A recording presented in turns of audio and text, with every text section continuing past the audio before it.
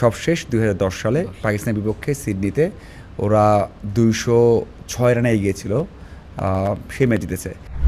শুরুর দিকে যদি দুটো উইকেট নেওয়া যায় তাহলে বাংলাদেশ দল আবারও ইনিংস জয় স্বপ্ন দেখতে পারে, যদিও টাফ। আবার এমনটা হতে পারে বাংলাদেশ দল শুধু জয় পাবে, হয়তো বা বাংলাদেশ দল সেখানে 8 উইকেট 7 উইকেট জয় পাবে।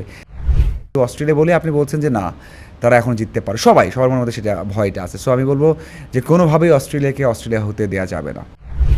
ডারউইন টেস্টে প্রথম দিনের মতো আজ তৃতীয় দিনেও দাপট দেখিয়েছে বাংলাদেশ, বিশেষ করে মেহেদী হাসান মিরাজ টেলএন্ডারদের সঙ্গে যে ব্যাটিংটা করলেন এক কথায় দুর্দান্ত। কিন্তু দিন শেষে অস্ট্রেলিয়া খানিকটা আশা রাখতেই পারে, টেস্টে কামব্যাক করার যথেষ্ট সুযোগ রয়েছে। 4 উইকেট পড়ে গেল, মাত্র 67 রানে পিছিয়ে অস্ট্রেলিয়া। আজ সারাদিন কেমন হলো, আগামীকাল কোন অ্যাপ্রোচে খেলবে বাংলাদেশ, সব কিছু নিয়ে আমরা কথা বলতে চাই আমাদের ইন্ডিপেন্ডেন্ট টেলিভিশনের বিশেষ প্রতিনিধি মাঝারুল ইসলামের সঙ্গে। মাঝার, বাংলাদেশ আমরা অনেকটাই আশা করেছিলাম গতকাল যে হয়তো বা ইনিংস ব্যবধানে জিততে পারে। আজকে একটা দৃশ্যপট তৈরি হয়েছিল 70 রানে 3 উইকেট, কিন্তু শেষ পর্যন্ত ক্যামেরুন গ্রিন এবং অ্যালেক্স ক্যারির ব্যাটে একটা ছন্দ ফিরে পেয়েছে বলা চলে।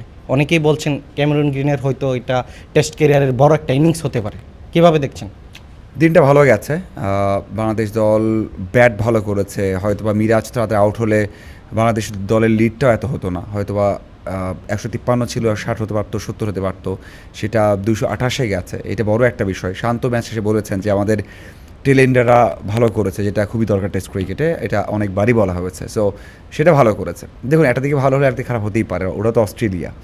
সো অস্ট্রেলিয়ার শুরুটা ভালো হয়নি, তারা পার্টনারশিপ করছে, তারা বড় পার্টনারশিপ করতে পারছে না। কিছু জায়গায় মনে হয়েছে তারা চাপে থেকে উইকেট দিয়েছে, যেমন লাবুশানে যে আউটটা হয়েছেন, যে বলে আউট হয়েছে সেটা কখনোই আউট হয় না বলে, মানে খুবই সিম্পল সোজা একটা বলে ড্রাইভ করতে গেছেন, আউট হয়ে গেছেন। এবং এরপর অবশ্যই স্মিথকে যেটা হয়েছে, মিরাজ খুবই সেটাই বল করেছে, মনে হয়েছে যে অবশ্যই আপনি খেয়াল করে দেখবেন যে বারবার যখন কথা শুনেছি, শান্ত বলছিলেন যে রান দিস না, শুধু বল করে যা।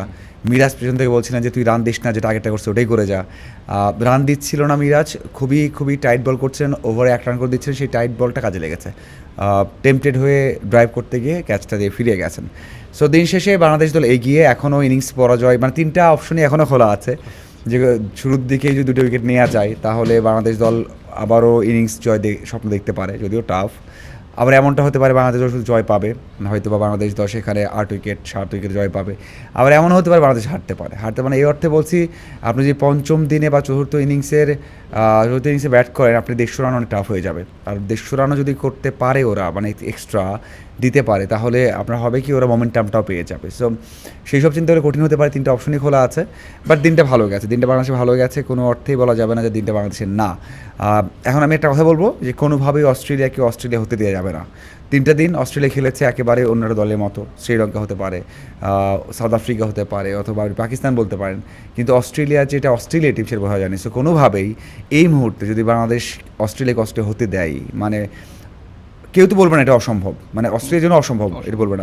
অন্য দলে আপনি বলতে যেটা অসম্ভব, এটা হবে না, বাংলাদেশ জিতে আছে, আপনি উদযাপন করতেন এখনই। কিন্তু অস্ট্রেলিয়া বলে আপনি বলছেন যে না, তারা এখন জিততে পারে, সবার মনের মধ্যে সেটা ভয়টা আছে। সো আমি বলবো যে কোনোভাবেই অস্ট্রেলিয়া হতে দেওয়া যাবে না। অস্ট্রেলিয়ার ফক্স ক্রিকেট ম্যাচের আজকে দিন শেষে যেটা বলছিলেন যে ক্যামেরুন গ্রিন, তার হয়তো এটি টেস্ট ক্যারিয়ারের একটি বড় ইনিংস হতে পারে। বিশেষ করে ক্যামেরুন গ্রিন অনেক দিন ধরেই অস্ট্রেলিয়ার সেট আপে রয়েছে, কিন্তু বড় রানের দেখা পাচ্ছে না। মাঝার, আপনার কি মনে হয় ক্যামেরুন গ্রিন কি একটি বড় বাংলাদেশের জন্য বাধা হতে পারে কিনা? বিশেষ করে সে যেহেতু একটা ছন্দ ফিরে পেয়েছে, আজকে প্রায় 70 বলের উপর খেলেছে। হতে পারে, প্রত্যেকটা ব্যাটার, যদি এটা ক্যামেরুন গ্রিন হোক, অ্যালেক্স ক্যারি হোক, এরপর ওয়েবস্টার আছেন, ওয়েবস্টার হয়তো বা সর্বোচ্চ রান মনে হয় 70 বা কত করেছে, 4টা বা 5টা 50 আছে। খুব বড় ইনিংস খেলেননি, বাট অস্ট্রেলিয়ান তো, তারও বড় ইনিংস খেলার ক্ষমতা থাকে। সো এখানে অ্যালেক্স ক্যারি হোক, গ্রিন হোক, ওয়েবস্টার হোক, 13টা 50 আছে, কিন্তু স্টার্কেরও, কামিংসও ভালো সঙ্গ দিতে পারেন, লায়নও ভালো সঙ্গ দিতে পারেন, মানে সবাই টিকে থাকতে পারেন। তো এটা তাদের একটা প্লাস পয়েন্ট। ক্যামেরুন গ্রিন শুধু নয়, অবশ্যই বড় একটা ফ্যাক্ট যে ক্যামেরুন হাইট শট খেলতে পারেন, দ্রুত রান তুলতে পারেন। হ্যাঁ, অবশ্যই বাংলাদেশের জন্য ভয়ঙ্কর হতে পারে। এছাড়া বাকিরাও ভালো ব্যাট করে, এটা বড় একটা বিষয়। এবং সবসময় মাথায় রাখতে হবে যে পার্টনারশিপ যেন বড় না হয়, কোনোভাবে বড় পার্টনারশিপ করতে দেওয়া যাবে না। এবং অন্যদিকে 2টা বিষয় ভয়ের আছে, একটা হচ্ছে বলটা পুরনো হয়ে গেছে, মনে হয় 53 ওভার ব্যাট করেছে ওরা, মানে এখনও 27টা ওভার বল করতে হবে। তো 27 ওভারে যদি তারা উইকেট যদি না দেয়, বা একটা উইকেট দিয়ে যদি আরও 90 রান করে ফেলে 27 ওভারে, অথবা 80 রান করে ফেলে তাহলে তারা অলরেডি ওরা লিডে 30 রানে চলে যাবে বা 25 রানে চলে যাবে, এরপরে যে উইকেটগুলো থাকবে সেটা তারা 100 রান করতেই পারে। সো আমি সর্বনিম্ন যেটা চিন্তা করছি, যদি 120-25ও হয় তারা ফাইট করবে, নিঃসন্দেহে ফাইট করবে। হ্যাঁ, যদিও মানসিকভাবে বাংলাদেশ দল এগিয়ে থাকবে যে এটা কম রান, 4th ইনিংস এবং 5th ডেতে এটা খুবই টাফ হবে এবং তারা হয়তো ওইভাবেই যাবে। এটা একটা বিষয় হচ্ছে উইকেটটা এখনও ভাঙেনি, উইকেটে এখনও খুব বেশি সমস্যা হয়নি, উইকেটটা খুব বেশি বোলিং ফ্রেন্ডলি হয়নি, একটু হয়েছে, আপনি কিছু ডাউন দেখেছেন যে আনউইন বাউন্স হয়েছে, কিন্তু খুব একটা হয়নি। সো সেই দিক থেকে এই দুটো হওয়ার কারণ, একটা হচ্ছে বল পুরনো 27 ওভার, এটা হচ্ছে ব্যাটিংটা। সো আমি মনে করি যে বাংলাদেশ দল এগিয়ে আছে, শুরুর দিকে হয়তো বা হাসান মাহমুদ অথবা তাসকিনের উইকেট দেবেন, কিন্তু 27 ওভারে চিন্তা করতে হবে যে আমরা যারা 2 থেকে 3টে উইকেট নিতে পারি, বাট একটা উইকেট হারিয়ে যদি ওরা পুরো 27টা ওভার খেলে তাহলে বাংলাদেশের জন্য একটু কষ্ট হতে পারে।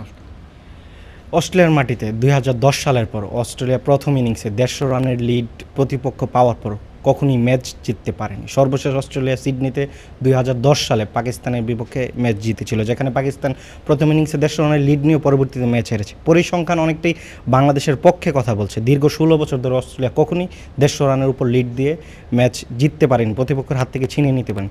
মাঝার, আপনার কি মনে হয় বাংলাদেশ টার্গেটটা কত হওয়া উচিত? যেহেতু পরিসংখ্যান সব কিছু বাংলাদেশের পক্ষে কথা বলছে, এমনকি অস্ট্রেলিয়ার মাটিতেও যে পরিসংখ্যান, অস্ট্রেলিয়া 150 রানের লিড কনসিড করার পর 16 বছরের মধ্যে কোনো ম্যাচ জিততে পারেনি। সো বাংলাদেশ কত রানের মধ্যে আটকাতে চাইবে অস্ট্রেলিয়াকে? না, রাইট, দেখুন 80টা ম্যাচ মনে হয় এমন হয়েছে, 80 বা এর কিছু বেশি বা কম হতে পারে। হ্যাঁ, 16 বছর বা ওদের হিস্ট্রিতে 80টা ম্যাচে এমন হয়েছে তারা প্রথম ইনিংসে 200-র উপর রানে পিছিয়ে ছিল, সেখানে জিতেছে মাত্র 3টা।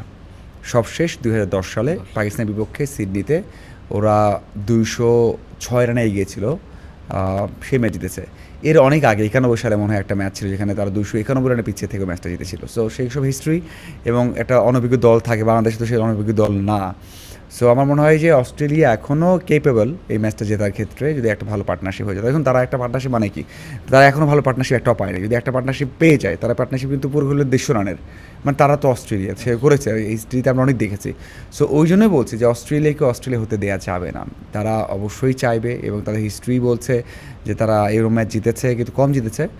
আর এখনকার টেস্ট ক্রিকেটটা আগের থেকে অনেক আলাদা, আপনি যখন যা খুশি হতে পারে। আপনি দেখবেন যে হয়তো বা তারা 70 রানের লিড নিয়েছে, হাতে 2 উইকেট আছে, আর তখন দেখবেন তারা T20 খেলছে, তারা হয়তো কোনোভাবে 120 করে ফেলছে। তারা অবশ্যই চাইবে দেশ সময় লিড নিতে, আর সেটাই হয়তো প্ল্যান থাকবে। এবং বারবার বলছি কারণ হচ্ছে যারা টেস্ট ক্রিকেটটা দেখেন তারা খুব ভালোভাবেই জানেন যে দেশের উপর লিড বা জয়ের জন্য যেটা 4th ইনিংস বা 5ম দিনে কতটা কঠিন হতে পারে, সেটা হয়তো তারা টেস্টটা ফলো করেন, টেস্টটা দেখেন বা সবসময় নজরে রাখে, তারা অবশ্যই এটা বুঝতে পারবে। সো এই জন্যই বলছি যত দ্রুত সম্ভব যদি 2টা উইকেট নেওয়া যায় খুব ভালো হয়। আর এছাড়া বাংলাদেশ কত রানে কমফোর্টেবল হতে পারে একটা প্রেডিকশন? দেখুন 100-র নিচে যেটাই হোক, ওটা মানসিকভাবে আপনাকে অনেক স্ট্রেংথ দিবে যে হ্যাঁ 100-র নিচে আমি যদি একটা পার্টনারশিপ 20 রান 30 রানের হয়ে যায়, ম্যাচ জিতে আছি। সো যে কোনো টার্গেটই হোক 100-র নিচে হোক, সেটা হলে বাংলাদেশ জিতে যাবে নিঃসন্দেহে। যদি যেটা বললাম যে 150 অ্যারাউন্ড, মানে 145, 160, 65 যদি হয়ে যায় সেটা অনেক টাফ হয়ে যায়। বাট 100-র নিচে বাংলাদেশ সেই চেষ্টাই করুক যে 100-র নিচে যেন তাদেরকে বেঁধে ফেলা যায়। তার মানে আপনি এদিকে আরও 67 আর 100, মানে 300 রানের মধ্যে তাদেরকে বেঁধে ফেলুক। সো ওটাই হয় বাংলাদেশের জন্য খুব কনভিনিয়েন্ট। যেটা আমাদের বিশেষ প্রতিনিধি বলছিলেন যে অস্ট্রেলিয়াকে দ্বিতীয় ইনিংসে 300 রানের মধ্যে বেঁধে ফেলতে পারলেই বাংলাদেশ হয়তো ঐতিহাসিক টেস্ট জয়টা পাবেন। অস্ট্রেলিয়ান মিডিয়া বাংলাদেশকে অনেক প্রশংসা করছেন, 3টা দিনই অস্ট্রেলিয়া বাংলাদেশের ক্রিকেটারদের প্রশংসায় ভাসিয়েছেন। আর একটি দিন কি সর্বশেষ দিন, অস্ট্রেলিয়ার মিডিয়া কি বাংলাদেশের প্রশংসায় ভাসাতে পারবেন কিনা, সেই প্রশ্নের উত্তরটা হয়তো বাংলাদেশের বলারদের হাতেই তোলা থাকলো। আজ আমরা বিদায় নিচ্ছি, আগামীকাল আবারও যুক্ত হবো ইন্ডিপেন্ডেন্ট ডিজিটালে। ততক্ষণ পর্যন্ত আপনাদের সঙ্গেই থাকুন, ধন্যবাদ।